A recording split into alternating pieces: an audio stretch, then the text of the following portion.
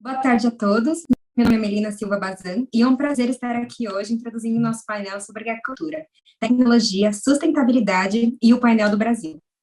Mesmo com o mundo parecendo ter parado durante a pandemia, a agricultura ainda se faz essencial para trazer alimentos para as mesas ao redor do Brasil e do mundo todo, gerando empregos atualmente para 20% da população brasileira e representando 12% do PIB. O setor agrícola mostra sua importância.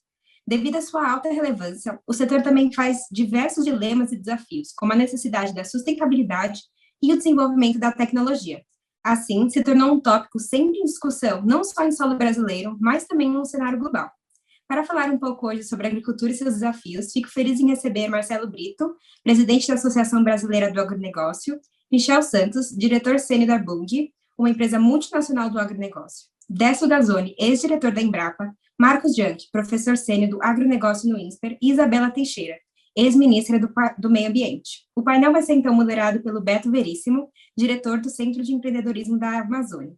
Agora eu vou passar a palavra para o senhor Marcelo, para que ele apresente um pouco sobre o panorama da agricultura no Brasil e os desafios para o futuro. Muito obrigada pela presença de todos.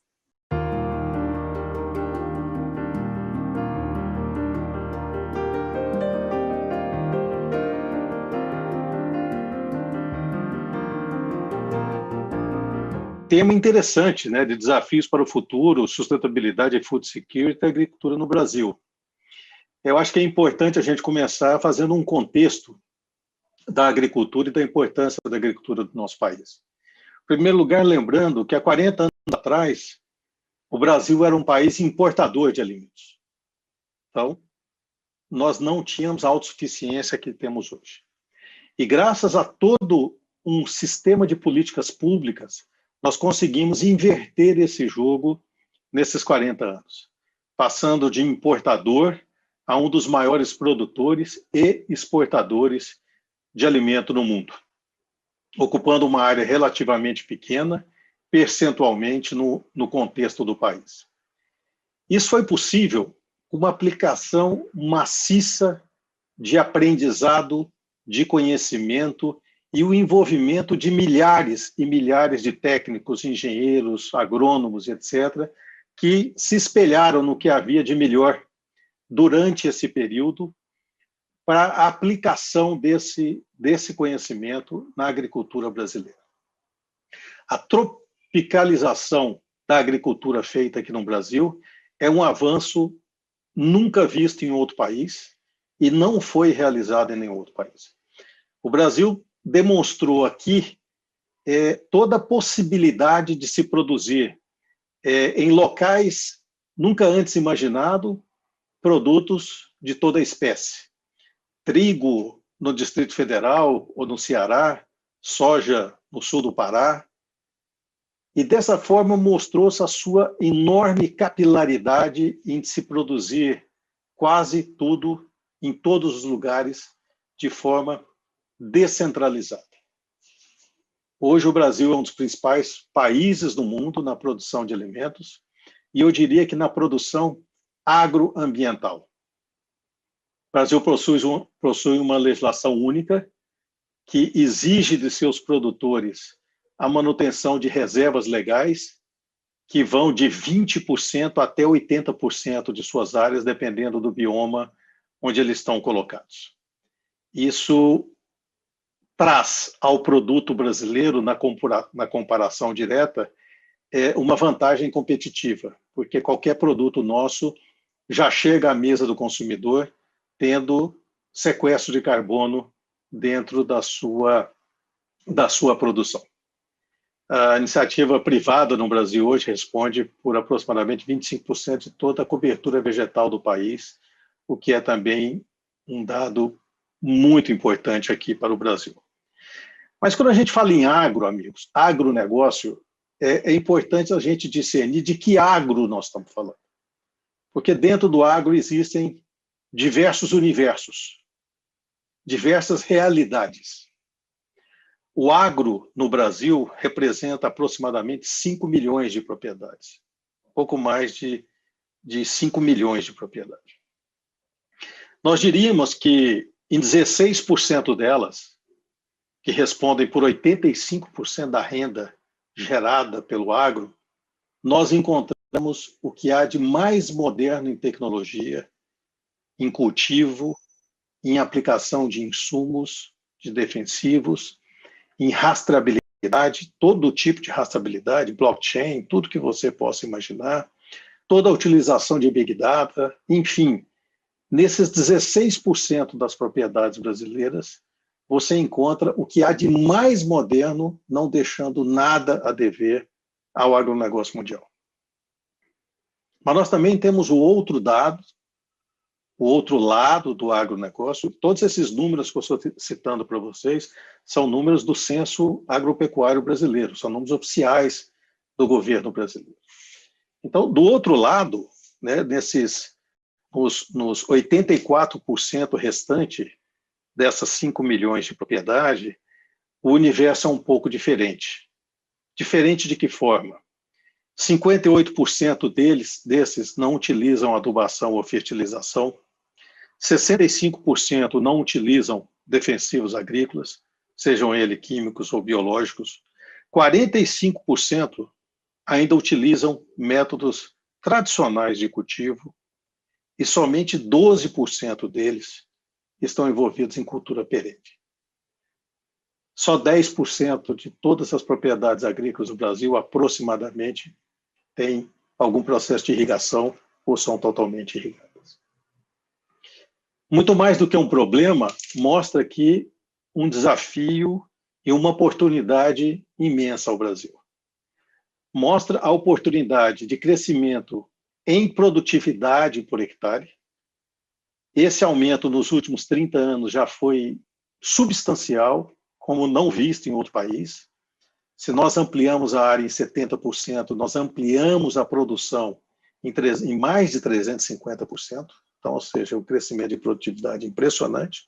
E é justamente nesse agro que ainda não chegou no estado da arte da modernidade, é que nós temos um campo de construir aí quase um outro Brasil em produção agrícola, em aumento de produtividade, pela aplicação das melhores práticas.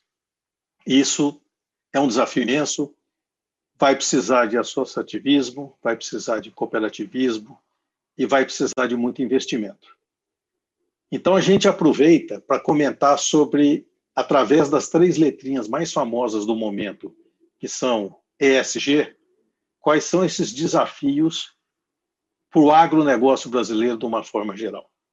E eu quero começar pelo G, da governança, porque é esse que inspira os maiores desafios brasileiros para o avanço social e para o avanço ambiental para os próximos anos. O Brasil ainda é o país que não concluiu o seu processo de regularização fundiária.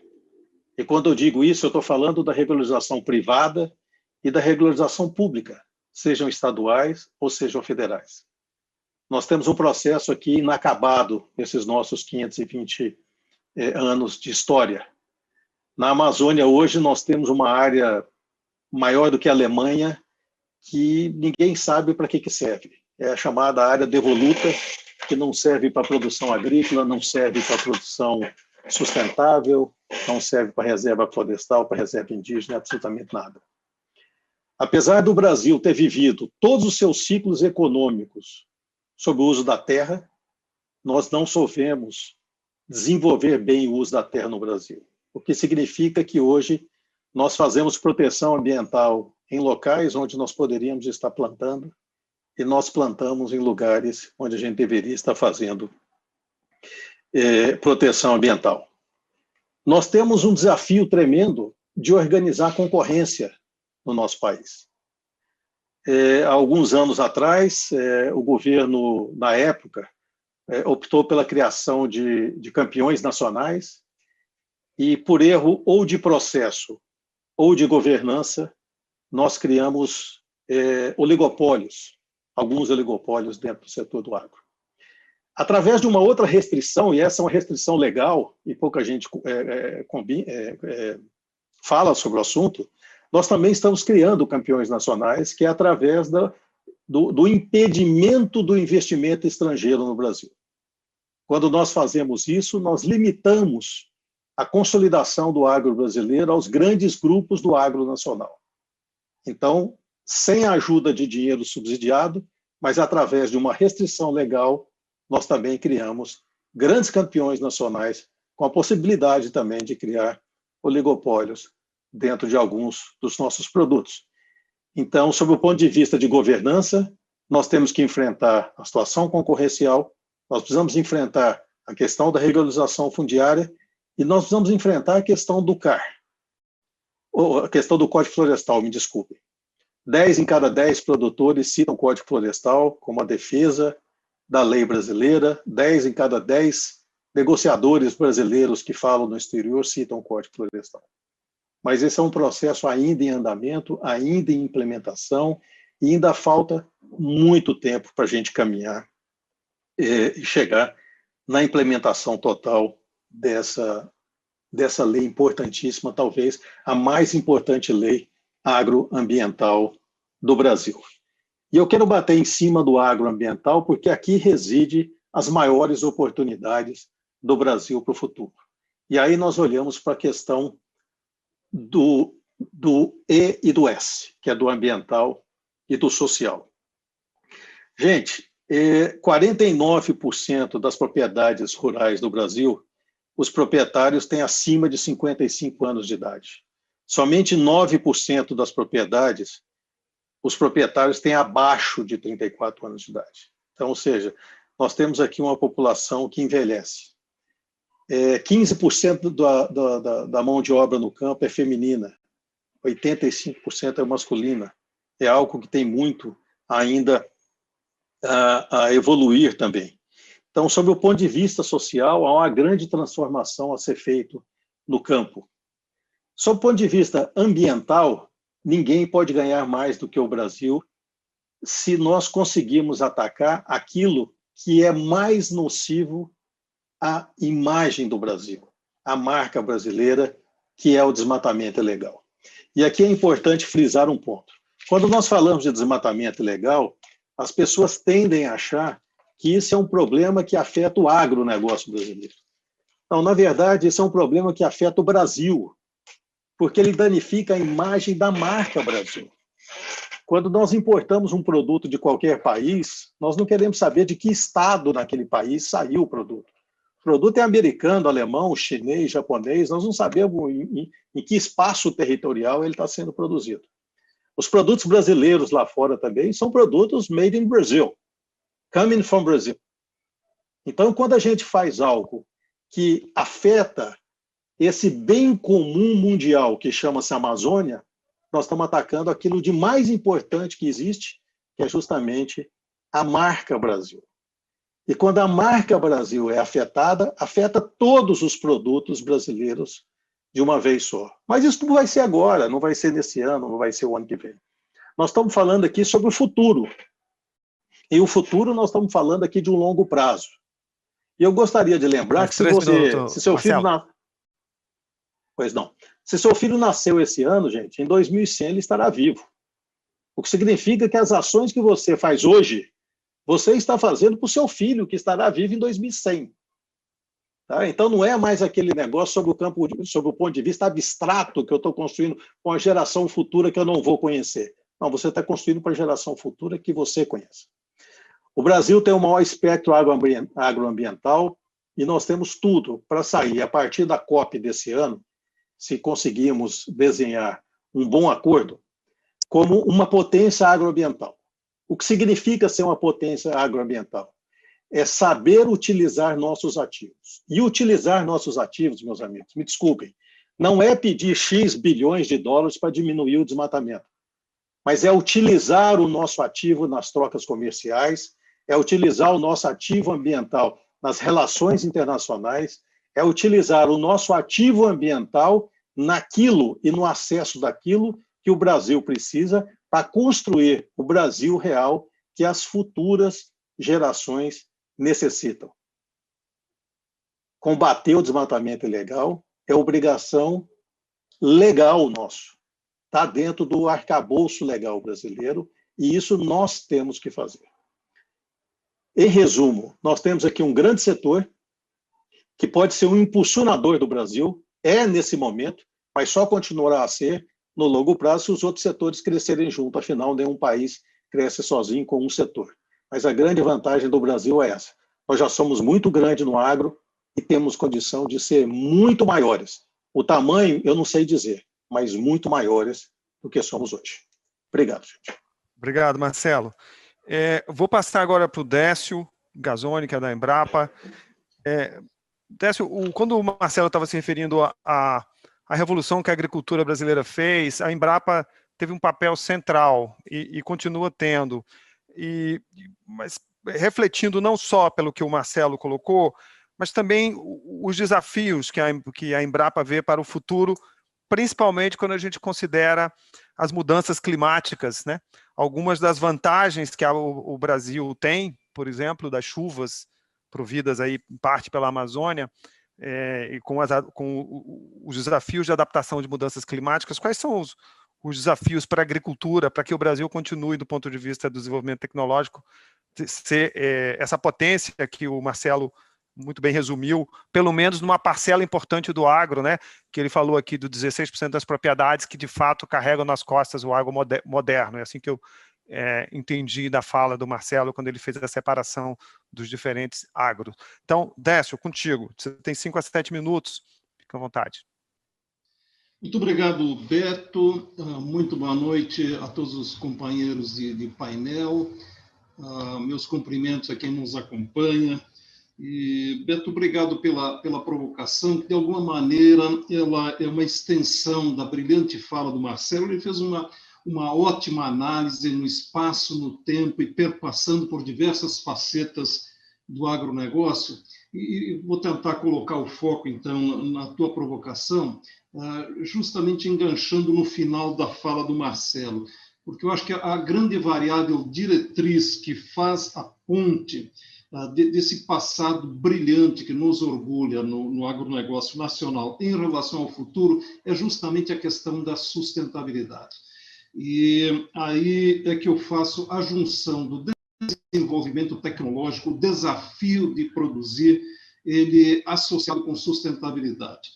E nós temos uma máxima dentro da Embrapa, que não é de agora, mas que ela foi sendo construída ao longo do tempo e é um valor muito forte que nós temos, é que não basta produzir.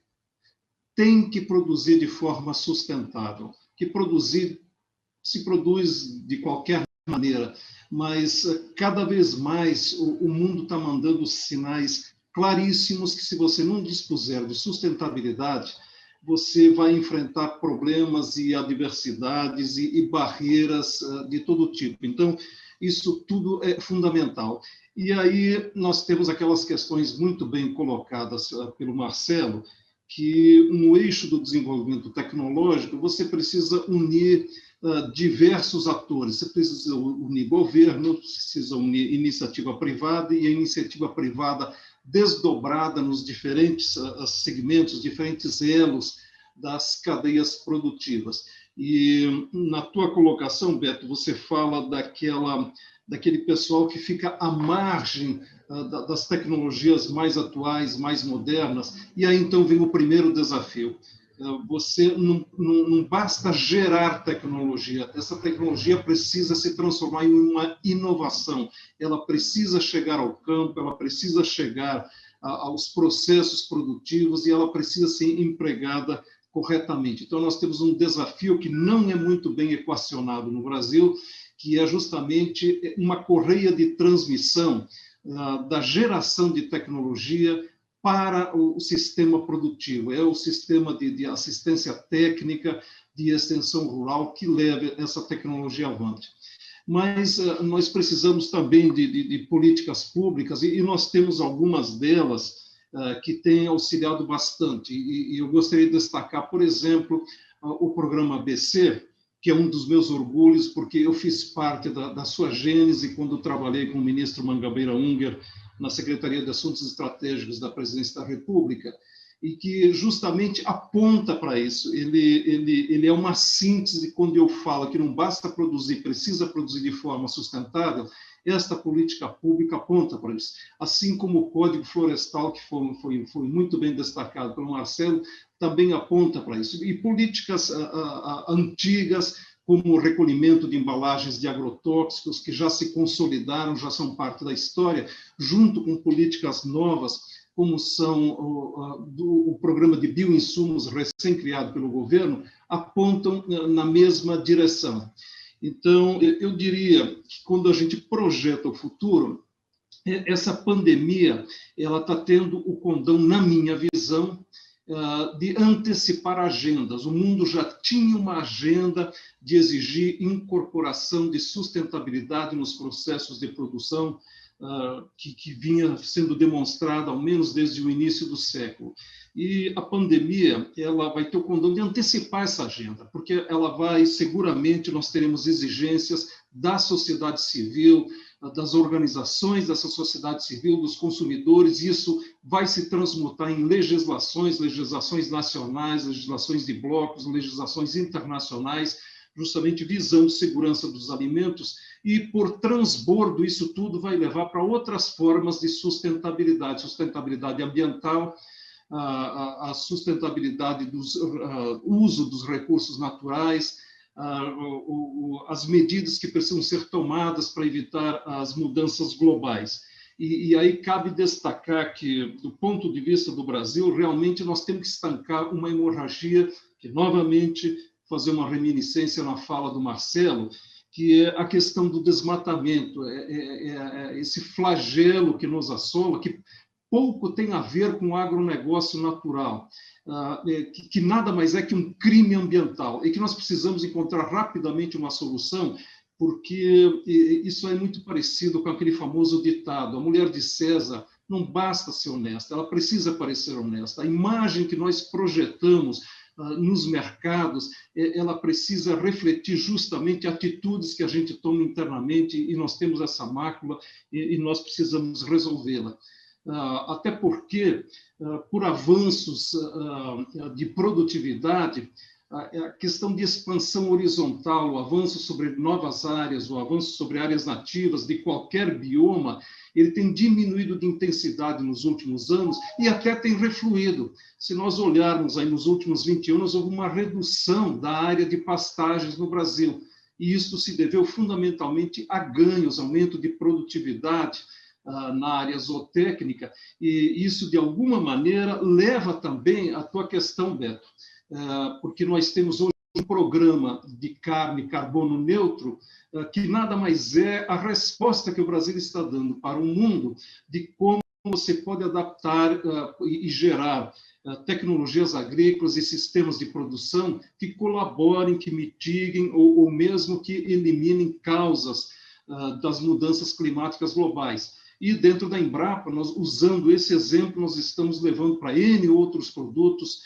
estamos buscando a soja carbono zero, o milho carbono zero, frutas carbono zero. Se nós olharmos, a lavoura de arroz teve um ganho enorme, era uma lavoura que era um paradigma de agressão ao ambiente, hoje é uma reversão completa por melhor uso de recursos naturais, de água, a própria biodiversidade protegida das lavouras. Então, nós estamos avançando e avançando. Mais um minuto, Décio, só para...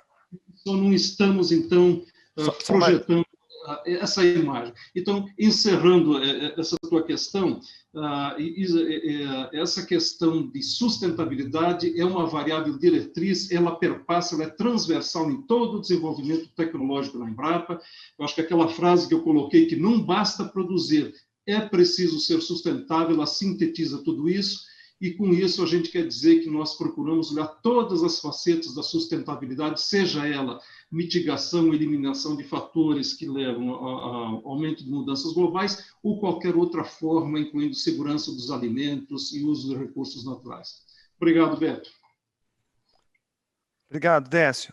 Michel, refletindo da fala do Marcelo, que fez realmente nos colocou aqui várias questões importantes. Eu queria ouvir do lado da Bunge, de quem você representa, do setor corporativo, onde estão com o ISG, né? Quais são os desafios do agronegócio brasileiro nesse mundo, do agronegócio brasileiro moderno, que o Marcelo muito bem explicou aqui, no mundo em transformação, em que a questão climática e que os consumidores, os investidores estão cobrando cada vez mais um compromisso de países como o Brasil, naquilo que foi mencionado aqui como um problema que acabou sentado no colo do agro, que é a questão do desmatamento, ainda que o agro moderno não tenha a ver com o desmatamento, mas paga o preço pelos setores mais atrasados que continuam impulsionando o desmatamento em regiões como a Amazônia. Queria um pouco entender como é a questão do agro para vocês do setor corporativo, em que questões mais sensíveis vocês têm se debruçado. Obrigado, Beto, pela pergunta. Boa tarde a todos. Sim, bom, agradeço pela oportunidade desse painel e rever alguns amigos aí que já fazia um certo tempo que eu não estava tendo contato nos painéis nesse mundo tão diferente, totalmente virtual. A pergunta é muito boa. Eu trabalho já no agronegócio há cerca de 30 anos. Eu estou trabalhando com empresas do agronegócio já há um bom tempo e eu sou dedicado a assuntos de sustentabilidade desde 2006, trabalhando muito com os públicos do exterior desde então e, efetivamente, depois de 2015, quando eu mudei aqui para os Estados Unidos, ainda mais do que antes. Eu acho que nessa discussão a gente consegue trazer um diferencial por ser brasileiro, os meus filhos nasceram no Cerrado, e hoje eu estou numa situação um pouco diferente de mostrar um pouco do que já passou e o que está acontecendo no Brasil. Dentro da nossa empresa, a Bunge, a gente tem uma estratégia muito clara para o ESG, né?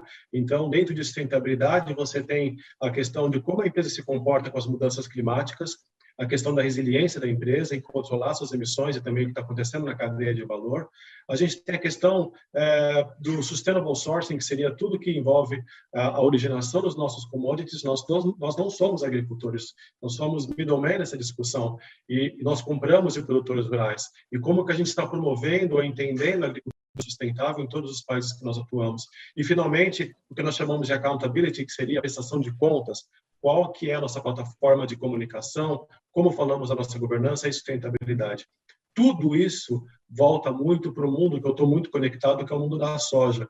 A soja é um carro-chefe para a Bunge talvez a maior empresa de soja do Brasil, do mundo, nesse aspecto, fazendo trading, conectando mercados que estão demandando múltiplas coisas e a gente conectando sempre sustentabilidade com isso, trazendo um pouco da verdade do que acontece, principalmente no Brasil. Como você sabe, o Brasil é hoje o maior produtor de soja. Nós temos aí coisa de 39 milhões de hectares de soja sendo produzidos no Brasil. É uma parcela muito grande do que se produz hoje globalmente. Nós temos aí na frente dos Estados Unidos e da Argentina. Os nossos economistas aqui do painel podem passar mais números. Se toda essa soja que sai do Brasil não é necessariamente consumida no Brasil, está indo para o exterior, então é muito importante que a gente considerar que o que a soja traz para o Brasil, e alguns especialistas dizem que a gente está falando de exportação para 65 países e gerando divisas de 35 bilhões de dólares para o Brasil na cadeia da soja, é relevante demais que a gente dentro do Brasil também tome cuidado, né? Como já foi falado, a reputação do país acaba sendo atingida. Dentro da gestão do ESG, de empresa corporativa como é a nossa, eu tenho semanalmente discussões com acionistas, com grandes clientes globais sobre o que está ou não está acontecendo no Brasil. Nós temos uma plataforma de monitoramento, e aí eu agradeço até a ex-ministra presente conosco hoje, a Isabela Teixeira, pelos avanços que foi no CAR. Muito tem que se fazer, mas já é um grande avanço de ter o CAR no Brasil, que é o Registro Ambiental Rural. Com isso, nós, empresas, conseguimos entender a rastreabilidade. Rastreabilidade é a palavra-chave hoje para falar de agricultura no Brasil, entender o que está acontecendo. É verdade, existe desflorestamento, existe desmatamento, muitas vezes ilegal. Cabe a nós, então, empresas, mostrarmos a devida governança de que nós não estamos conectados com o desmatamento ilegal. No nosso caso, nós temos uma governança bastante forte com relação a isso. Nós não estamos conectados com relação ao desflorestamento, desmatamento legal. quais são as políticas e quais são as soluções. Nós acreditamos, independente do que nós já temos feito, nós temos aí 9 relatórios para poder falar de desflorestamento no Brasil, conectado ou não com a nossa cadeia de valor, principalmente no mercado de soja. Além do que nós já temos feito, publicado em comunicado, passa a ser o meu dia a dia mostrar que desflorestamento não acontece em grande escala na cadeia da soja. O nosso monitoramento mostra essas figuras. Isso é possível devido à rastreabilidade que é possível no Brasil hoje. O Brasil está muito à frente de muitos países. Foi falado de reserva legal, área de preservação permanente, que pode ir de 20% a 80%. Nós temos que lembrar que reserva legal soma-se também à área de preservação permanente, em muitos casos, quando a área não está consolidada. Então, o Brasil é o único país que, ao exportar ou ao produzir internamente, também tem a propriedade rural como uma grande propriedade de manutenção de serviços ambientais. O meu sonho, enquanto agrônomo, é de poder ver um dia o produto brasileiro sendo valorizado no exterior pelos serviços ambientais que os produtores estão fazendo. A gente está falando de água, a gente está falando de sequestro de carbono, a gente está falando de manutenção de corredores de biodiversidade. Isso não é realidade em um outro país em grande escala para a produção, não apenas de soja, como de qualquer outro produto agrícola. Não vou falar sobre o modelo que os outros países têm, eu acho que é uma questão histórica. O Brasil tem o potencial de se diferenciar. Se os outros países quiserem fazer algo parecido com o que nós podemos fazer no Brasil, eles teriam que reflorestar muito das suas áreas. Isso não vai ser uma coisa tão passível de acontecer. Agora, o Brasil pode se diferenciar. Nós já temos certificação, mercados pagam por isso, não necessariamente todos. Nós temos os fluxos logísticos sendo cada vez mais bem implementados, os corredores que levam os grãos para o norte reduzem as emissões de carbono na cadeia de valor como um todo, principalmente nas exportações para a Europa. Tudo isso está sendo monitorado. Porém, se desflorestamento passa a ser descontrolado e surge a dúvida de que ninguém sabe mais o que é legal ou é ilegal, isso é extremamente danoso para a imagem do Brasil e para os produtos brasileiros. Eu quero, como eu disse, vivenciar o dia onde os produtos brasileiros tenham uma sobrevalorização, porque eles estão ligados à preservação ambiental, que é a realidade hoje. O nosso Código Florestal e a realidade do campo mostra isso. Contudo, o que tem-se hoje de imagem do Brasil, principalmente reputacional, sejam aos grandes investidores ou aos grandes clientes de mercado, ou até os consumidores do mundo, é que o que vem do Brasil está ligado a desflorestamento. E eles pensam que esta é a realidade da soja. Isso não é a realidade da soja, não é a realidade do agronegócio moderno. Nós temos que desvincular isso, nós temos que acabar com essa situação. Existe desflorestamento, isso não se aplica ao setor do agronegócio que nós estamos falando aqui, os grãos que são produzidos comercialmente, que estão indo para o fluxo global.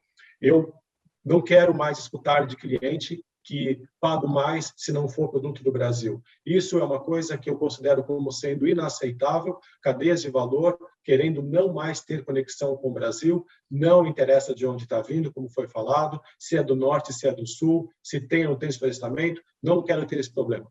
Isso não é sustentável.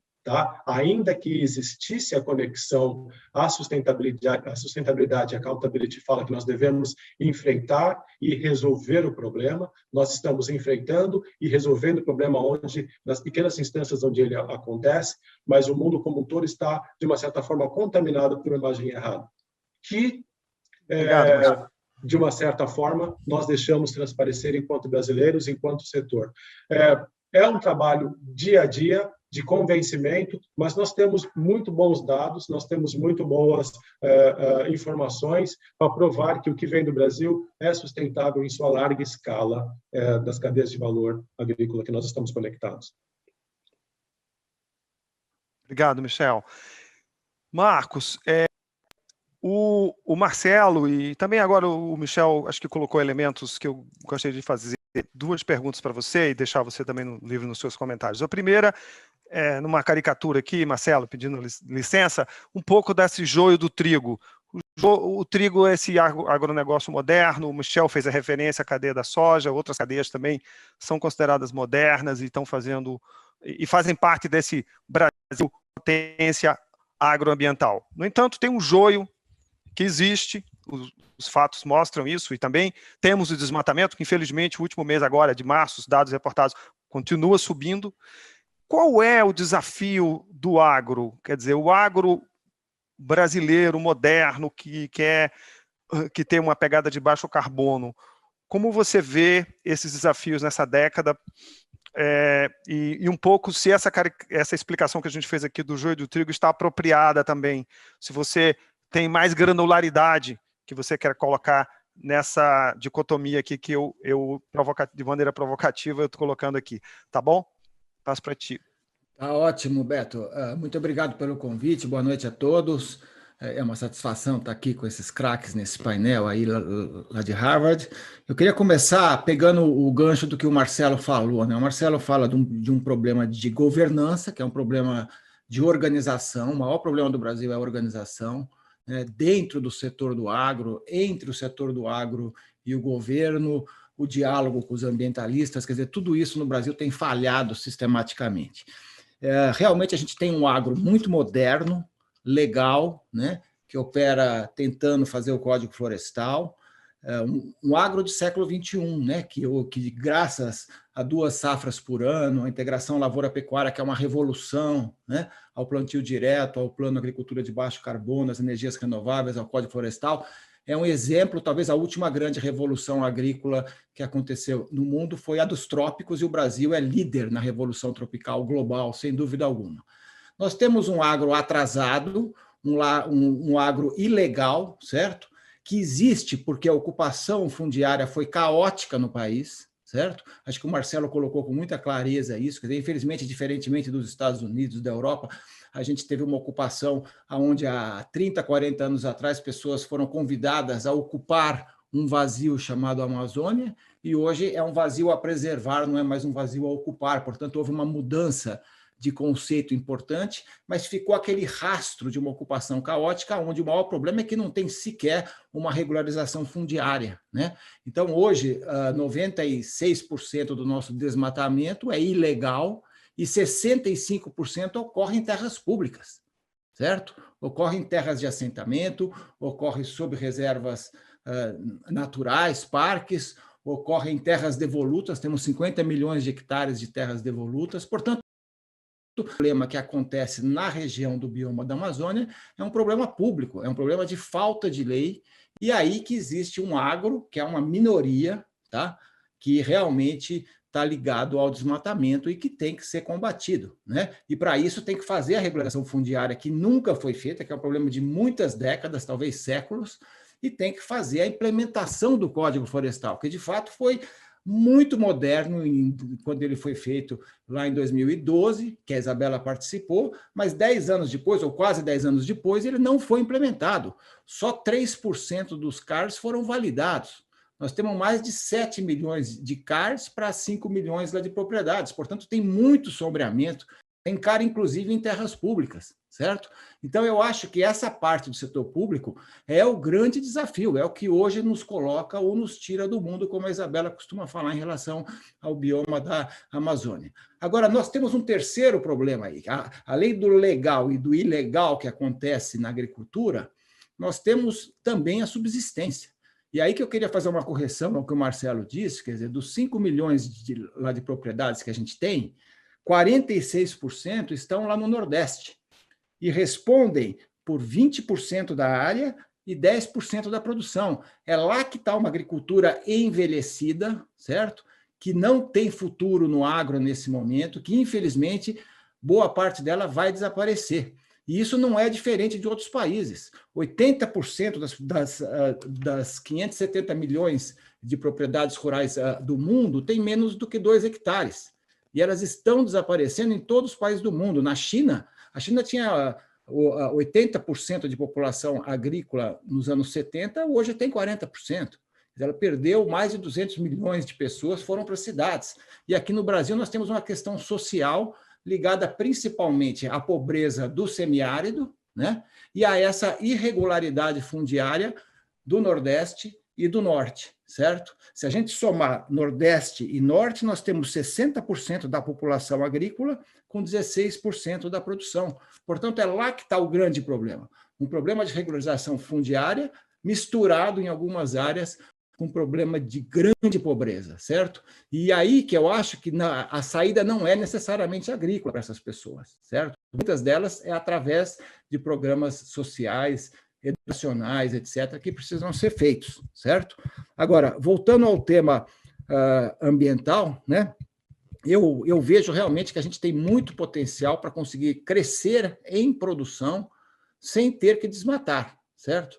A gente tem hoje 1 milhão de hectares por ano de desmatamento que acontece, conforme eu já falei, 96% ilegal. Nós temos 75 milhões de hectares de agricultura e temos 170 milhões de hectares de pasto, certo? E o grande crescimento da agricultura, diferentemente de outros países que não têm mais áreas para conseguir crescer, o nosso grande crescimento é na intensificação dos pastos.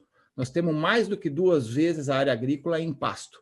E a gente tem conseguido fazer uma integração lavoura-pecuária de grande sucesso, que é onde a gente vai fazer o adicional de soja, o adicional de milho que a gente precisa e de vários outros produtos. Então, eu vejo que o nosso crescimento vai ser feito por intensificação dos pastos, vai ser feito através disso que foi falado pelo Michel, que é monitoramento, rastreabilidade, certificação, restauração florestal, recuperação de pastagens, territórios sustentáveis, critérios de ESG, que nada mais são do que uma repaginação do conceito de sustentabilidade, que agora ganha métrica, ganha benchmark. Então, na hora que as empresas todas estiverem usando isso, que não usavam antes, tiverem métricas, eu tenho certeza que a gente vai avançar enormemente no que se refere ao setor privado, mercado de carbono, pagamentos por serviços ambientais, etc. Tudo isso pode acontecer. Agora, tudo isso depende do setor público fazer a sua parte, que não tem feito. Então, eu diria que o nosso problema não é um problema de outros países que nos pressionam, o presidente da França, o presidente lá dos Estados Unidos, mas é essencialmente um problema de uma ilegalidade que ainda existe na agricultura, certo? Que tem que ser resolvida com aplicação das leis brasileiras, implementação do Código Florestal, regularização fundiária. Se a gente não fizer essas coisas, a gente vai criar uma agricultura com 2 velocidades. Uma que se desenvolve, que se internacionaliza, que vai seguir critérios, a Bunge vai fazer todo o monitoramento dos seus fornecedores, a Cargill também vai, o JBS vai, mas o que acontece com todo o resto? Certo? Todo o resto depende da política pública funcionar e depende desses pontos que são dívidas históricas na área do Código Florestal e principalmente da regularização fundiária. Então, me parece que esse que é o ponto central, é a gente fazer a lição de casa de fato daqui para frente, né?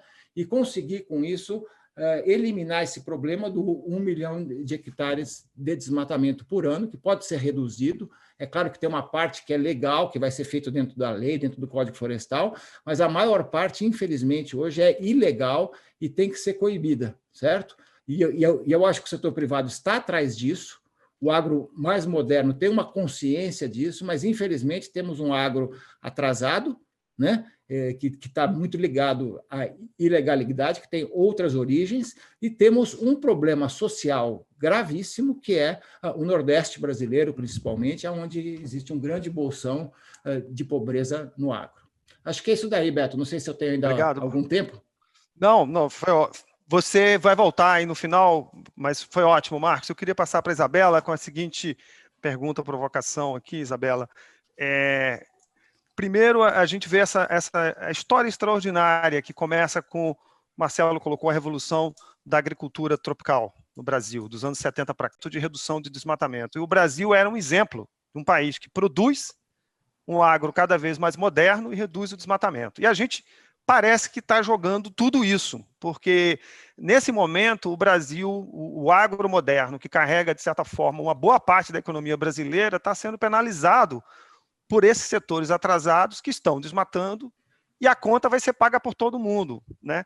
E acho que a Isabela, mais do que ninguém, tem dito muito, e eu deixo aqui com ela essa provocação, porque é meio estarrecedor o fato de que o Brasil está vivendo essa crise, e não é uma crise que parece que vai deixar muitas sequelas, e foi muito bem exposto aqui por todos os que antecederam. Então, Isabela, passo para ti. Bom, obrigada, Beto. Boa noite a todos, ou boa tarde, dependendo do fuso, ou bom dia, sei lá, nós estamos sempre assim. É sempre uma alegria, primeiro, aceitar o convite dessa juventude, desses alunos, das pessoas dedicadas em quererem ambicionar um Brasil, isso é muito bom. Também pela oportunidade de estar com bons amigos, pessoas que eu não vi há algum tempo, outros que eu tenho visto com muita frequência, ainda bem, em tempos tão difíceis. Mas eu estava aqui atentamente ouvindo todo mundo, e ainda por cima da sua provocação, Beto, e eu tenho uma perspectiva que eu vou tentar aqui provocar. Eu acho o seguinte, o Brasil, essa conversa toda aqui teve um traço comum. Todos falaram, começar pelo meu amigo Marcelo Brito, do futuro. Todo mundo. O Brasil de hoje briga com o passado. O que está colocado hoje politicamente no Brasil, particularmente pela representação política do Brasil, é uma disputa com o passado. Tá? Negando os erros do passado, o que é mais maluco, porque, como você mesmo fez referência, o Brasil reduziu o desmatamento, lembrando que essa disputa do Brasil começou em 88, com a questão da internacionalização da Amazônia, o primeiro grande programa internacional, nacional de combate ao desmatamento, chamava PEAL, Programa Emergencial da Amazônia Legal, o avô do PPCDAM. Tá? E foi uma resposta do Brasil, quando o Brasil também decide internacionalmente abrir as portas do país para discutir a crise da Amazônia e receber a Rio 92. Então, diferentemente do que nós estamos fazendo hoje, que é um negacionismo muito próximo do obscurantismo, tá? O Brasil vivia a aprovação da sua Constituição, vivia o boom desse novo momento da sua democracia. E, olha, a democracia ajuda a diplomacia, tá? Deixa eu contar para vocês. A sociedade civil se organizando para fazer parte, o mundo querendo entender que Brasil era esse que estava emergindo, e o Brasil de hoje briga com essa história. Então, como é que você quer contar novas histórias sobre o futuro se você está brigando com o passado, que tem altos e baixos, tem contradições, etc., mas, como foi bem dito aqui, por todos, revela, no somar das coisas, uma história exitosa, ou pelo menos caminhos ou vertentes de histórias exitosas, tanto de equacionar um país que importava alimentos, que começou a gerar emprego no campo, mas que tem os desafios que tem, como o Marcos nos lembrou muito bem, sobre a questão do Nordeste, que nós não superamos. Nós não superamos a pobreza no Nordeste e precisamos equacionar isso de uma outra maneira, porque a história do Brasil mostra que isso não vai ficar em pé. Por outro lado, andamos com as políticas ambientais, o Brasil é referência no mundo, sempre foi uma referência no mundo, sempre liderou, e foi uma opção diplomática do Brasil. As pessoas não compreendem isso muito bem, mas é verdade. Isso está no realinhamento do Brasil com o mundo, numa expressão de soft power, ou seja, de inserção no mundo por intermédio da questão de soft power, e a questão da sustentabilidade foi um ativo brasileiro. E mesmo a questão da soberania, que eu vou fazer uma referência para poder responder sobre o futuro, a questão da soberania, o Brasil, em 72, discutiu na Conferência de Estocolmo que toda essa agenda ambiental que vinha com uma demanda dos países industrializados, na época chamado países industrializados, deveria ser discutida internacionalmente, no âmbito do multilateralismo, sobre o pilar do desenvolvimento. Na época tinham 3 Ds, a descolonização, a desmilitarização e o desenvolvimento. E o Brasil insistiu nesse caminho, tá? E o Brasil disse que a exploração de recursos naturais deveria ser um assunto de domínio nacional, relacionado à soberania. Quando você faz isso, você quer dizer para o mundo, e o mundo todo topou, atenção, o mundo todo topou, tá? Em 92 isso é reafirmado, em 2012 é reafirmado, em Paris isso está explícito. Quando você faz isso, o que você está dizendo para o mundo? Eu sou responsável pelo que eu tenho que cuidar. Se eu sou soberano, eu sou responsável. Então, o discurso atual do país é de não responsabilidade, uma vez que ele não está cuidando do patrimônio ambiental, que é do povo brasileiro.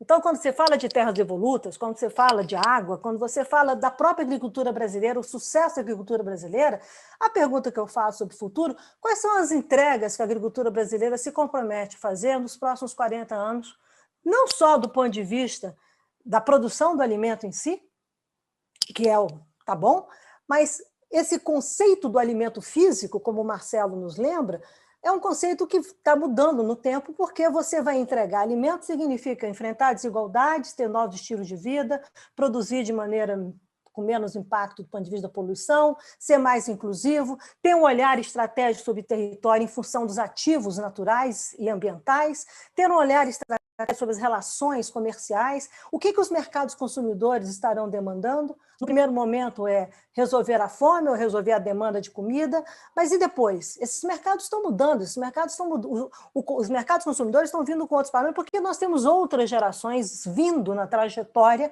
desse consumo e dessa produção. Por isso que palavrinhas como rastreabilidade, como confiabilidade, como métricas, como o Marcos lida, como você monetiza isso, de fato, pagamento de serviços ambientais, isso tudo que a gente fala hoje, nature-based solutions, isso vai entrar no dia a dia da escolha de cada um, como é que eu quero consumir, como é que eu quero consumir a comida, de onde vem, se eu vou produzir na praça, que eu virei vegetariano, então vou numa praça, perto da minha casa, a gente tem uma horta comunitária e estou lá comendo. Como é que é isso? Ou mesmo a revolução que vem aí, anunciada pela economia e inovação, a própria produção de alimentos de laboratório, essa transformação do mundo que já está acontecendo. Ela não é uma questão do futuro. O futuro está no presente, não tem novo normal, eu gosto de falar, tem novos futuros, acelerou e vai acelerar cada vez mais. Então, me parece que quando a gente fala do Brasil, o Brasil tem que olhar para o futuro. E olhar para o futuro, eu vou aqui, para não me estender, pontuar 3 coisas que foram ditas aqui. O Código Florestal. O Código Florestal é uma lei que sempre existiu. Vamos combinar, começa na década de 30. Ela passa o século XX todinho sem ser implementado. Abre uma crise enorme no século XXI, se consegue um consenso, uma convergência de interesses e consenso de alguns tempos, mas muita gente tem viúva dos dois lados. Isso é a disputa política da democracia. Você, na realidade, quando a gente fala do Código Florestal, a gente não tem só que implementar o código. Implementar o código no primeiro momento é regularizar o passivo, concorda, Beto? Você é quem desmatou, quem está devendo.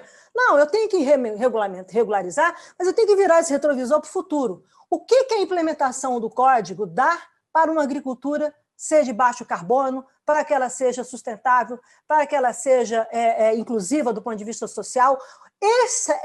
Essa linha do Código Florestal, nós temos que parar com essa história de falar que só o Brasil tem.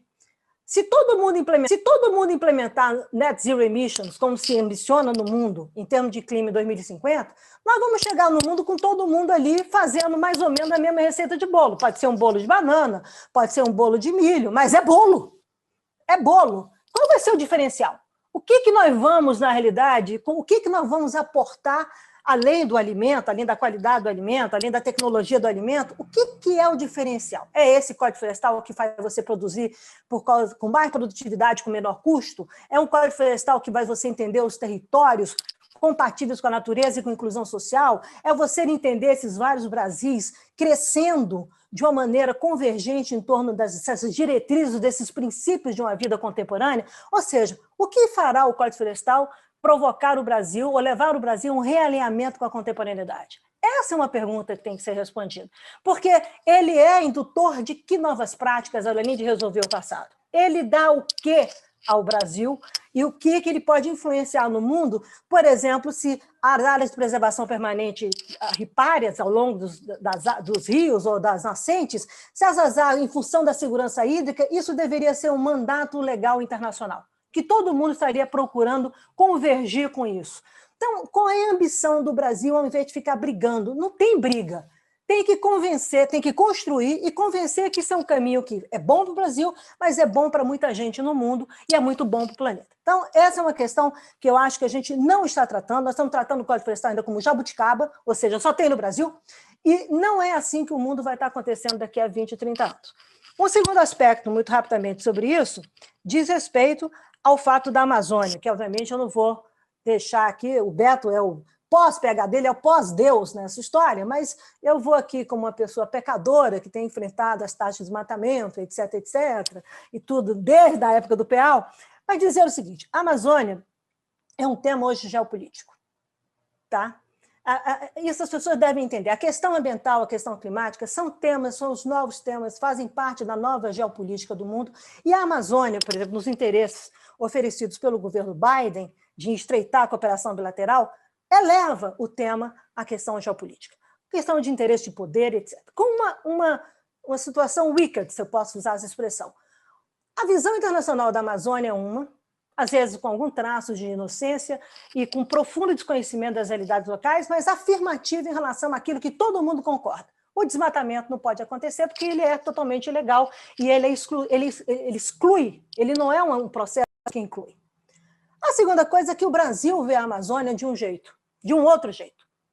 Tá? E muitas vezes os brasileiros, embora valorizem e queiram a proteção da Amazônia, têm um profundo desconhecimento da Amazônia. E os amazônicos, aqueles que lá vivem, têm uma perspectiva da Amazônia de um outro jeito.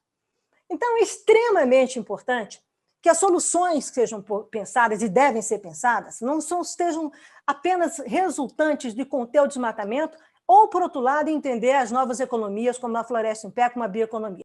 Qual é o papel da bioeconomia da floresta em pé na erradicação da fome ou da melhor dieta nutricional no Brasil? Uma pergunta, que eu vou querer saber. Por que eu vou comprar castanha ao invés de comprar a castanha da Amazônia e não comprar a castanha de caju? Estou provocando o Beto aqui, porque eu vivo discutindo esse assunto com ele. Então, no fundo, como é que você constrói esses processos e mobiliza pessoas politicamente? Isso tem que estar na equação dos próximos 40 anos da agricultura brasileira. Sabe por quê? Porque não adianta ser agricultor do Brasil, como foi bem dito aqui, acho que o Marcelo ressaltou bem a história da marca e da imagem Brasil, se você não for capaz de defender o Brasil. E defender a Amazônia é defender o Brasil. Ou toda a agricultura brasileira, todos, têm uma voz ativa e falar: acabe o desmatamento, porque isso é crime e a Amazônia é patrimônio do Brasil, e o Brasil tem que saber cuidar disso, ou então é conversa para boi dormir. Não adianta ter selvagem da motocicleta, como eu gosto de falar, meu querido amigo Marcelo Brito, por exemplo, defensor que o Brasil ganha dinheiro, o Marx, Yankee, etc., quando eu tenho agrotrogloditas discutindo um passado mal contado em relação ao passado. Isso não serve. Então, tem que chegar, sentar, repactuar com a sociedade. E aí eu vou falar, acho que foi o Décio que falou. Décio, a mulher de César no Brasil tem um terceiro atributo. Além de ser e parecer ser, tem que ter sorte. E o Brasil, na política, não está tendo muita sorte nessa história, não. A gente tem que criar as condições para ter sorte. Então, politicamente falando, a Amazônia ela é central, como o Cerrado e como todos os biomas brasileiros, nessa nova equação de apropriação política da agricultura brasileira, se ela quer ser sustentável, se ela quer ter credibilidade, se ela quer continuar modelando um país que tem, sim, uma obrigação de realinhamento contemporâneo. Por fim, como o meu tempo já acabou, eu quero chamar a atenção para uma última coisa aqui, que é o que, na realidade, nos colocará no futuro. O que é uma pré-condição. Nós vamos poder fazer trilhões de coisas. O Brasil é um país criativo, cheio de oportunidades, com uma diversidade impressionante, não só ambiental, diversidade cultural. É uma coisa fantástica. Só na Amazônia a gente se perde, mas o resto do Brasil é um país excepcional. Tá bom. Mas a gente só vai estar no futuro se a gente conseguir criar uma identidade de futuro. E essa identidade de futuro significa você ter um traço civilizatório, ou um novo traço civilizatório, uma retomada de um traço civilizatório que determina um alinhamento com o contemporâneo. O mundo todo está buscando isso. Em todos. Você vai na Índia, eu ando por esse mundo todo, andava, né? Agora com a Covid eu ando virtualmente.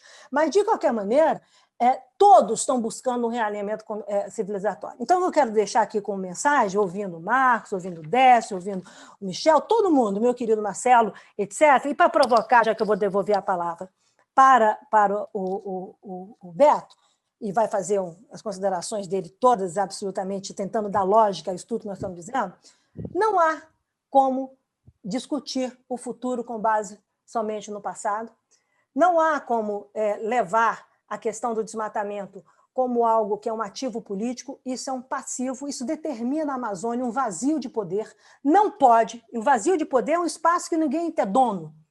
Tá? E, detalhe, as terras públicas, a sociedade brasileira é a dona. Então, tem uma inversão.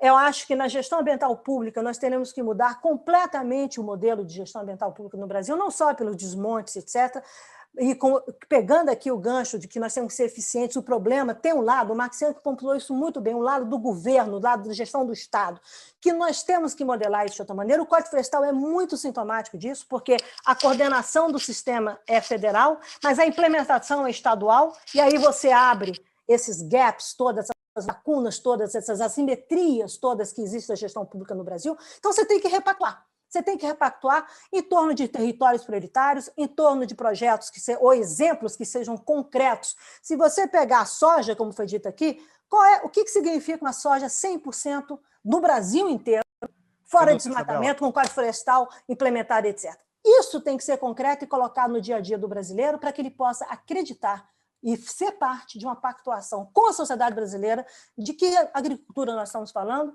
de que Brasil sustentável nós estamos falando, se eu sou parte dele ou não. Eu acho que a grande maioria quer parte, viu, pelo que eu sei. Agora, com esse blá, blá, blá de futuro, ou dizendo, me dá um dinheiro aí, tá? Nem mascate, do século XVII fazia isso no Brasil. Lamento que o Brasil esteja perdendo essa pegada, mas eu posso dizer com esperança que a sociedade, nós somos muito mais do que está aí.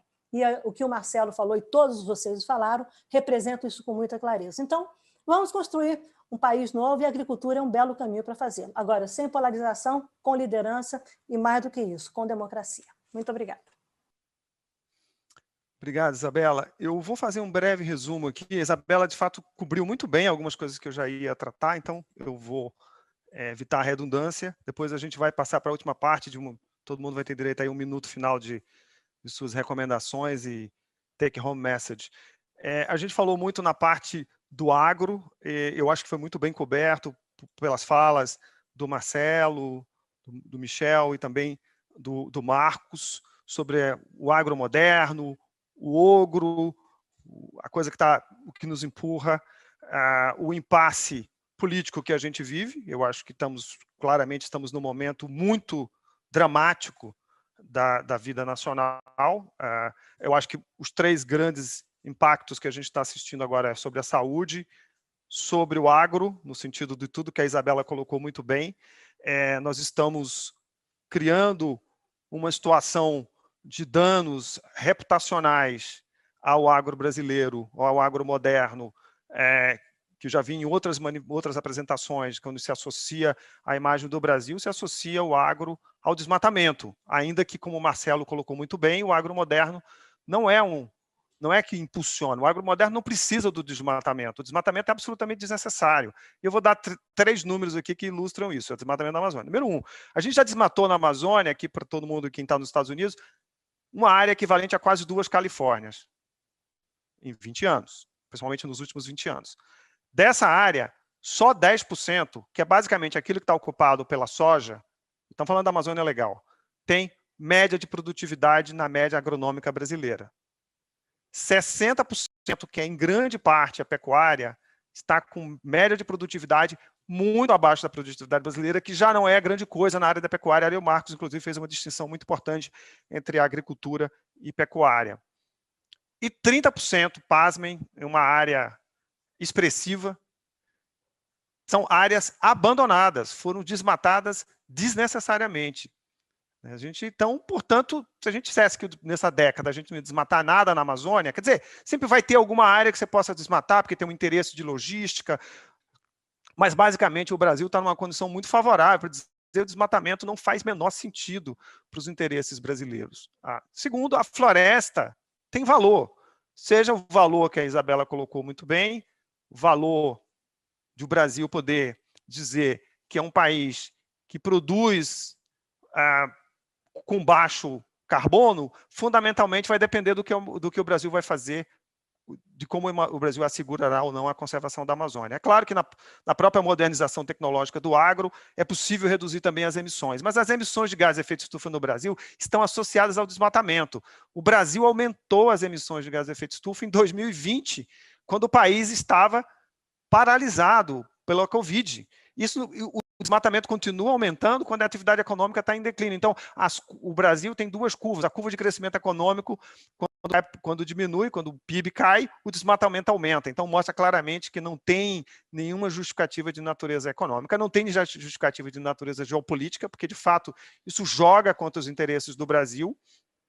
Aliás, não foi à toa que nas eleições, no debate, o segundo debate das eleições americanas, a única referência à América Latina feita no debate pelo então candidato Joe Biden é sobre a Amazônia.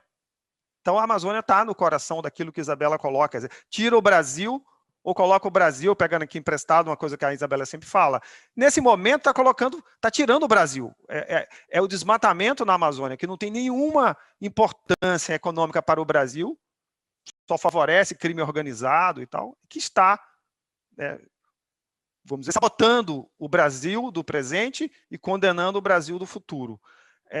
Então, eu diria que é muito bom estar nesse painel com vocês, pessoas amigas e gente que eu já encontro em outros eventos. Talvez a minha pergunta é como, para cada um de vocês, aí começando com o Marcelo, e aí já fazendo também, Marcelo, na sua resposta e na sequência, os seus comentários finais, como é que qual é o desafio que eu coloco aqui de natureza política? Qual é o desafio para você que é presidente da Associação Brasileira do Agronegócio, de fato, convencer o governo brasileiro aquilo que, para qualquer um que acompanha o debate sobre o tema de agricultura e clima, portanto, o tema do Brasil ser a potência agrícola é o Brasil ser uma potência ambiental. Ela por default, o Brasil é uma potência ambiental. Nós herdamos essa natureza extraordinária, que, aliás, não está só no Brasil. A Amazônia tem 8 países vizinhos que também repartem um pouco dessa Amazônia. Mas a agricultura foi um produto nosso, da nossa capacidade, da Embrapa, dos empreendedores. Então, no século XXI, nós somos uma potência agroambiental. Era assim que a gente se apresentava alguns anos atrás e é assim que a gente fazia jus. Nesse momento, nós somos uma potência agrícola, mas nós estamos perdendo a autoridade de ser uma potência agroambiental os resultados da subida do desmatamento nos últimos anos. Então, como é que a gente consegue sair desse impasse, né? Qual o papel do setor que você lidera para influenciar os outros setores do agro que, como a Isabela falou, que tem uma visão talvez muito mais arraigada ao passado? Roberto, a construção é a construção da sociedade. A gente chega num momento que o esgarçamento é tão grande que a sociedade tem que se fazer presente e falar. E nós estamos vendo isso. A quantidade de cartas e manifestos que saíram no Brasil nas últimas 2 semanas mostra que, finalmente, a sociedade acordou e está exigindo um caminho diferente. A própria situação do governo nacional agora negociando um acordo com o governo americano para ver se consegue sair bem é um acordar a essa situação. A omissão acabou, chega de omissão. Nós precisamos de uma sociedade que faça as transformações. Governos funcionam de 2 formas, Beto. Uma pelo povo na rua, que não é o estilo do povo brasileiro. E a segunda é pela pressão econômica. Todas as grandes mudanças políticas ocorridas na história do Brasil ocorreram por pressão da economia. E eu acho que passou da hora de quem faz a economia rodar nesse Brasil, a sociedade empresarial brasileira, sair do seu papel de omissão e dizer realmente que está na hora da gente dar um cavalo de pau na política agroambiental desse país e dar um novo rumo, porque isso é chave para o nosso desenvolvimento. Obrigado. Décio, por favor.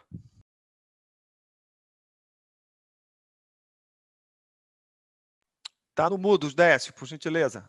Tá no mudo.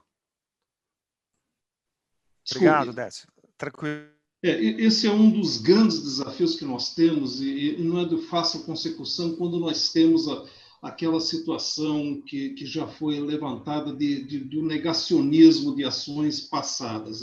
É uma reversão total de uma política deletéria. Eu acho que nós precisamos realmente reconectar com uma linha que eu tinha muito orgulho de apresentar em eventos como esse, não apenas em universidades, mas em N fóruns mundo afora, e tenho certeza que os demais companheiros também tinham isso, de mostrar como nós vimos reduzindo a taxa de desmatamento nos diferentes biomas, na Amazônia, no Cerrado, em outros biomas brasileiros, desde o início do século XX. Então, passando pela ministra Marina Silva, passando pela ministra Isabela Teixeira, que pontearam esse processo. E nós tivemos uma reversão nos últimos anos, principalmente nos últimos 2 anos, o que mostra claramente que o desafio é intrinsecamente político, é uma decisão política de enfrentar. E eu retorno ao ponto que eu coloquei antes, grande parte desse desmatamento é crime ambiental e, como tal, tinha que ser tratado com o rigor da lei, ele precisa ser enfrentado, ele pouco tem a ver, isso foi demonstrado, não vou repisar, pouco tem a ver com o agronegócio moderno, tem a ver com algumas heranças mal colocadas do passado, mas que, de alguma maneira, nós vimos solucionando a contento. E que nós hoje, realmente o agronegócio brasileiro não precisa disso, nós não precisamos expandir em áreas de vegetação nativa. Eu tenho alguns grandes números, não são os números exatos, mas eu vou arredondar, nós temos aí quase que 50 milhões de hectares de terras degradadas que nós podemos recuperar, e para isso, inclusive, existe um incentivo do programa ABC, que tem crédito específico para isso. Nos últimos anos, nós liberamos mais de 30 milhões de hectares de pastagem por ganhos zootécnicos, embora a gente ainda fique muito a dever aos melhores índices mundiais, mas nós avançamos muito nos últimos anos, liberamos a área de pastagem.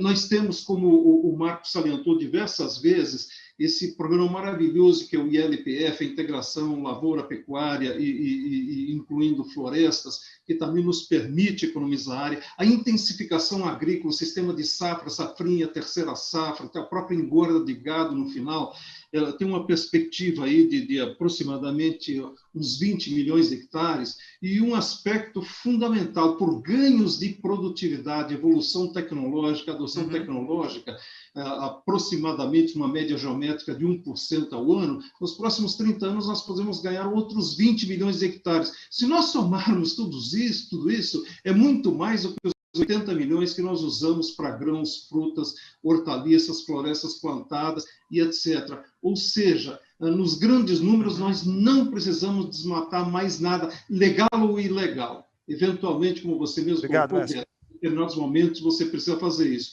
Mas é uma decisão política e isso, nesse momento, não está sendo fácil. Obrigado, Décio. Muito bom os seus números aí para contribuir. Michel, por favor, suas recomendações finais, suas considerações finais. Eu acho que foi colocado tudo de uma forma bastante clara e eu coloco 3 pontos. Tá? Quais são esses 3 pontos? Do ponto de vista corporativo, a primeira coisa nós temos um grandíssimo ativo no Brasil, que é realmente um legado de políticas do passado, que continuam sendo implementadas, mas a credibilidade desses ativos está em jogo quando você tem críticas com relação à implementação. Então, a implementação do Código Florestal, para a gente, é uma questão crucial. Defendemos muito o Código Florestal, mas existem algumas falhas na sua implementação e não tê-las é um problema maior do ponto de vista de trading global para o Brasil e que o Brasil está exportando. O Brasil não está exportando desmatamento, o Brasil é um campeão de exportações agrícolas. A outra coisa é tentar tirar um pouco do grande apelo reputacional que existe hoje com relação ao desflorestamento. Nós sabemos que existe esse desflorestamento na Amazônia, ele não está ligado ao agronegócio moderno, ao agronegócio campeão que o Brasil tem, ele não está ligado à produção, principalmente da soja, porém, existe toda essa reputação vindo do exterior por vários fatores e nós temos que combater isso. Então, se você tem uma implementação do Código Florestal no Brasil como um todo, Cerrado e Amazônia, e você tem um combate ao desflorestamento na Amazônia, você já resolve em muito e de forma simples, com as ferramentas que existem hoje, coisas que poderiam estar resolvendo demais a situação do Brasil hoje que a gente tem. Finalmente, políticas para expansão. Políticas para expansão sustentável. Então, como foi dito, nós temos áreas abertas, áreas degradadas. Tem levantamentos que são mostrados aí por parcerias que a Biov fez, a Biov, Associação Brasileira da Indústria Vegetais do Brasil, mostra que dos 18 milhões de soja que nós temos hoje no Cerrado, onde realmente a expansão acontece, nós temos aí 20 e quase 50 milhões de áreas que são abertas e aptas para a soja. Então, é possível, sim, expandir também no Cerrado, sem necessidade de desflorestamento, porque é onde a gente tem hoje uma pegada da soja muito importante. Finalmente, todas essas parcerias, na nossa empresa, a gente teve muito orgulho de participar com a Embrapa do lançamento do LPF, uma parceria entre 2008 e 2011. Começar a questão do plantio direto lá atrás, com as empresas que nós já temos na nossa história. Mais recentemente, o agroideal.org, que mostra essas áreas que já estão abertas e passíveis para o cultivo da soja. Já existe da iniciativa pública e iniciativa privada, muita solução é uma questão de implementação. Nós não podemos, enquanto setor privado, resolver tudo. Nós temos que ter políticas públicas que vão valorizar essa expansão sobre as áreas já abertas. Nós damos os incentivos para os produtores, é uma questão setorial, é uma questão individual de cada uma das empresas, mas é importante que também o governo veja isso como sendo positivo para o footprint do Brasil. O footprint do Brasil hoje tem um grande potencial, e aí eu volto a reafirmar que eu confio nas coisas do Brasil, para o mercado de carbono. É um novo commodity que está vindo, teve ali um colapso em 2008 com a crise global, está voltando, os nossos clientes estão pedindo pegada de carbono de soja, então nós temos que fazer toda essa conta do que está acontecendo. Se tiver ligado a desflorestamento, expansão ainda que legal, vai perder pontos nessa soja, os clientes não vão querer, o mercado de certificação é gigante e está cada vez mais forte também, os clientes querem saber. Vamos respeitar o nosso cliente, tá? E aí se eu faço esse apelo, vamos respeitar o nosso cliente. O nosso cliente não está vendo apenas a nossa mensagem, ele está vendo a mensagem pública. Se nós fizermos coisas que vão afetar a nossa reputação enquanto Brasil, isso afeta quem está pagando a conta, que é o cliente, seja no Brasil, seja no exterior. Temos grandes potenciais, grandes ativos, o negócio agora é implementar tudo isso. Obrigado, Michel. Marcos. Bom, mais uma vez, muito obrigado aí pelo convite. Eu também vou falar dessas três dicotomias ou diversidades que acontecem no agro, né? O joio, o trigo e a exclusão, né? Eu acho que a gente tem realmente essa realidade, né? Nós temos o lado lá do trigo, vamos dizer, o lado do agro moderno, que é formado por gente jovem, ao contrário de outros países. O nosso agricultor moderno é jovem e tem uma sucessão acontecendo, e tem propriedades crescendo, indo para novas áreas, e uma migração intensa no país nos últimos 40 anos, que produziu uma revolução agrícola. Eu acho que esse lado ele vai continuar entregando no futuro produtividade, produção, integração lavoura-pecuária, e vai entregar também aquilo que o Michel falou, vai entregar rastreabilidade, vai entregar certificação, vai entregar geomonitoramento, porque o cliente vai pedir isso, certo? Então, a gente vai ter que conectar negócios com territórios para esse agro moderno, e ele vai entregar isso. O problema é que, junto com esse agro moderno, que é 80%, 90% da produção, certo? Existe, infelizmente, dois outros mundos no Brasil muito diferentes. Um mundo é o mundo da ilegalidade, que existe porque a gente não fez a lição de casa há muitas décadas. Como disse a Isabela, o primeiro Código Florestal é de 1934, né? Na verdade, já tinham leis florestais antes, mas até 2012 a gente viveu num grande limbo jurídico aí, que não estava nada claro. Em 2012 foi aprovado o Código, depois de 10 anos de muito diálogo, certo? E após 2012, a gente realmente, infelizmente, judicializou esse processo durante 7, 8 anos, e só agora que começa a haver alguma implementação muito heterogênea ainda, alguns estados avançando, como o caso lá do Mato Grosso, outros ainda extremamente atrasados ou até andando para trás. Então, me parece que esse é o segundo lado, é o lado do joio, certo? O joio existe porque as políticas não foram implementadas, né? E a gente sabe fazer essas coisas se a gente quisesse. A Isabela, quando ela entrou lá no governo, tinha 2 a 3 milhões de hectares, né? Acho que antes 2 milhões e meio de hectares lá de desmatamento por ano, caiu lá para 500 mil hectares. Quer dizer, a gente realmente reduziu 80%, né? Naquele momento. E agora a gente volta para 1 milhão de hectares. Portanto, a gente já fez a lição de casa em algum momento, mas a gente perdeu isso, infelizmente, nesses últimos 4 anos, certo? Então, esse é o lado do joio, que é muito complicado. E o terceiro lado, que a gente tem que lembrar, eu falei aqui, que é o lado do S, não o lado do E, do ESG, é o lado social. Quer dizer, existe metade dos produtores rurais, 2 milhões e meio de propriedades rurais das 5 milhões, que produzem 10% do valor da produção e estão desaparecendo, estão envelhecendo, certo? Tem uma situação lamentável.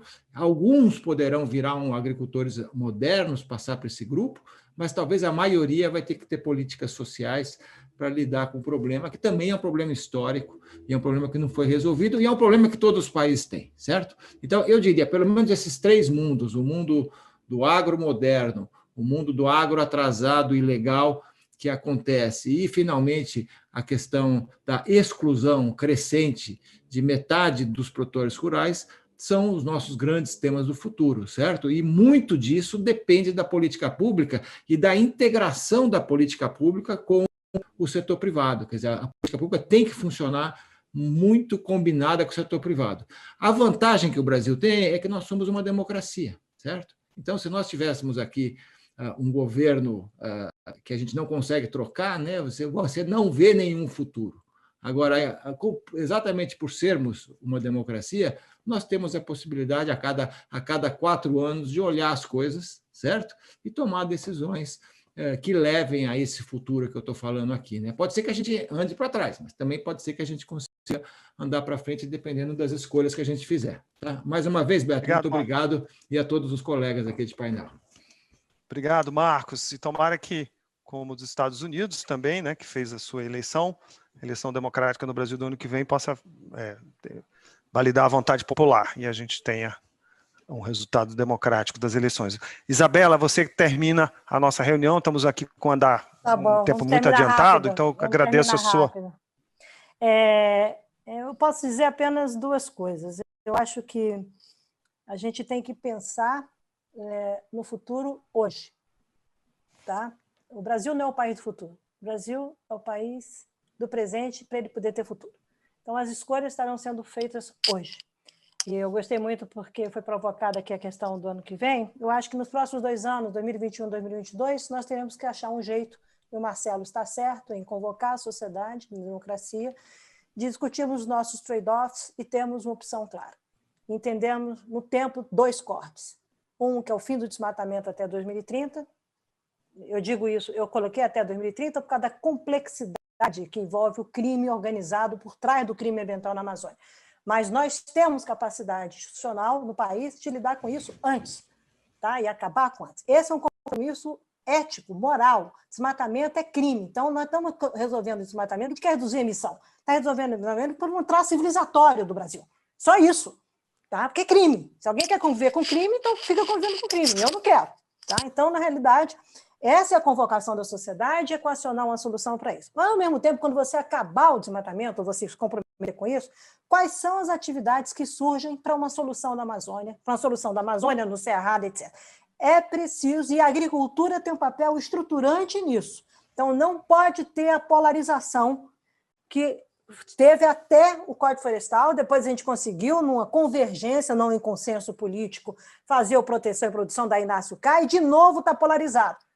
Tá? De novo está polarizado. Em polarização, nós temos o Brasil que nós vivemos hoje. Não serve, não atende. Então, tem que achar um jeito de romper essa polarização e trazer novas cabeças para a discussão. Jovens, esse agro que você falou, Marcos, jovem, que vai entregar, tem que saber qual é o papel dele para ajudar aquele que está lá atrás, os losers, os perdedores, a poder entregar alguma coisa. Ou transformar. Não pode deixar a gente para trás. Tem que entender que nós temos um passivo, e esse passivo tem que estar equação do como nós vamos lidar com nossos problemas. Tem que ter algum momento, isso tem que ser lidado, senão não resolve. E aqui, uma visão no segundo momento, que é 2050, que o mundo supostamente, vamos chamar, se não estiver empurrando com a barriga, né, Beto? Se o mundo estiver realmente comprometido com isso, como é que a gente quer chegar até lá? Essa discussão é uma discussão também que se equaciona nos próximos 10 anos. Essa década, 2020 e 2030, é a década dos anos 20 desse século XXI. Se a gente voltar ao século XX, foi a década que transformou o mundo, a partir da cultura, a partir da revolução da arte, dos comportamentos, do que aconteceu no século XX. No século XXI será a partir da sustentabilidade, desses novos temas ambientais globais e dos novos comportamentos contemporâneos que se ligam no meio físico e no meio digital. As escolhas estão aí. Tá? Eu acho que há uma palavrinha mágica nessa história chamada corresponsabilidade. Quem entrar nisso é corresponsável. Não é para deixar para o outro. Vai depender da pressão, mas vai também da nossa capacidade de agir passo a passo, entendendo as dificuldades, os trade-offs de um país tão complexo, mas um país que tem soluções. O Brasil não tem uma alternativa, o Brasil tem várias alternativas. E ele não pode mais se perder no discurso do passado. Ele tem que querer o futuro, ambicionar o futuro, sabendo que ele não vem de graça.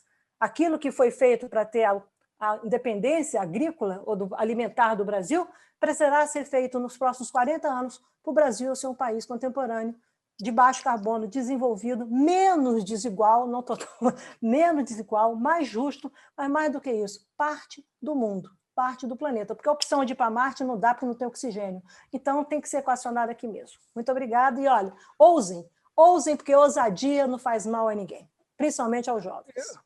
Agradeço muitíssimo, foi maravilhoso ter você, Isabela, aqui fazendo esse fechamento, Marcelo, Michel, Décio, Marcos, obrigado a todo mundo aí que organizou, a turma de Harvard, espero que a gente volte nesses debates. Boa noite para todo mundo. Obrigada, gente. Axé, vamos embora. Bye.